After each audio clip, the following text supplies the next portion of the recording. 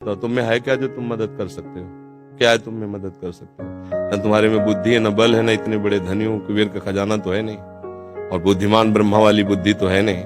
तो आप क्या मदद कर सकते हो? किसी की क्या मदद कर सकते हो? व्यर्थ का अभिमान क्यों रखते हो? भगवान कृपा करके यदि किसी को एक लोटा पानी तुमसे पिलवा रहे हैं तो इस बात को ऐसे क्यों नहीं देखते हो कि भगवान कृपा करके इन रूपों में मेरी सेवा स्वीकार कर रहे हैं, मैं मदद। इसीलिए तो तुम्हें क्रोध आ रहा है, क्योंकि कामा संजायते क्रोधा, क्रोधा स्मृति विभ्रमा, स्मृति भ्रंशात बुद्धिनाशो, बुद्धिनाशात प्रणश्यति। तुम ये कामना किए बैठे हो कि मैं दूसरों की सेवा करता हूं और दूसरे मेरी बात नहीं मानते, मेरी ये सेवा नहीं हुई।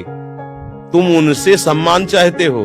हमने तुमको पानी पिलाया, तुम्हें प्रणाम करो, हमारी बात मानो, हमारे अनुकूल चलो। इसे सेवा थोड़ी कहते हैं। सेवा कहते हैं नेकी कर दरिया में डाल। सेवा कर दी, अब तुम गाली भी दोगे तो हमें स्वीकार है। तुमने जल पी लिया, आनंद से तुम मस्त रहो, हमें गाली दोगे कोई परेशानी नहीं। इसे कहते सेवा। सेवा करके सामने वाले को झुकाने की बात आना, उसे सेवा नहीं कहते। पहली बात, गलत हो आप, तभी आपके अंदर क्रोध आता है। यदि आप गलत नहीं होगे तो आपके अंदर क्रोध नहीं आएगा। कामा संजायते क्रोधा, कामना है तभी क्रोध का प्रादुर्भाव होता है। क्या कामना है? कि हमने तुम्हारा सहयोग किया, हमने तुम्हारा हित किया और तुम हमारा बुरा करते हो तो क्रोध आ जाएगा। अगर तुम हित कर रहे हो तो तुम्हारा बुरा कौन कर सकता है त्रिभुवन में?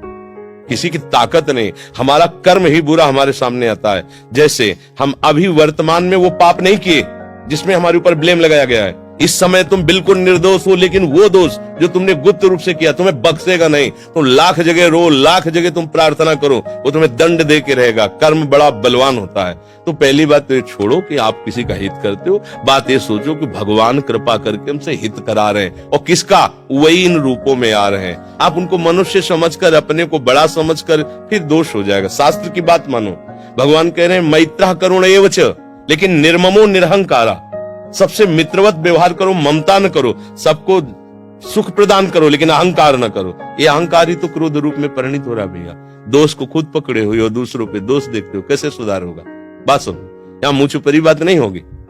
तस्मात् शास्त्रम प्रमाणम ते कार्याकार्यो व्यवस्थित हो। सही बात सुनने के लिए भी छाती में बल चाहिए। बोलने की तो बात जाने दो, सही बात सुनने के लिए हमारे अंदर बल चाहिए। अगर तुम इस बात को सुन लियो, समझ गए, तो तुम गृहस्थ में रहते हुए भी महाशक्तिशाली बन सकते हो। पर आज हम क्या है कि शक्ति खुद अपनी खो रहे हैं, इसीलिए क्रोधित हो रहे हैं। कमजोर क्रोधित होता है, बलवान क्षमावान होता है। बलवान क्रोधित नहीं होता है, कमजोर को क्रोध आता है, कामना युक्त को क्रोध आता है। हम दूसरे का हित कर रहे हैं, ये अहंकार है।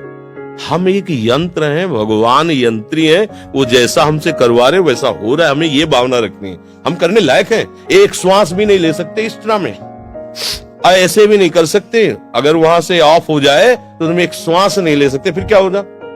एक कदम नहीं चल सकते, फिर क्या होगा? तो बात समझिए, आपसे जो करवाया जा रहा है वो प्रभु श्री हरि कर रहे हैं। इसी भाव से जब हम चलेंगे तो हमारे कभी गुस्सा नहीं आएगा, कभी गुस्सा नहीं आएगा। आप समझ पा रहे हैं?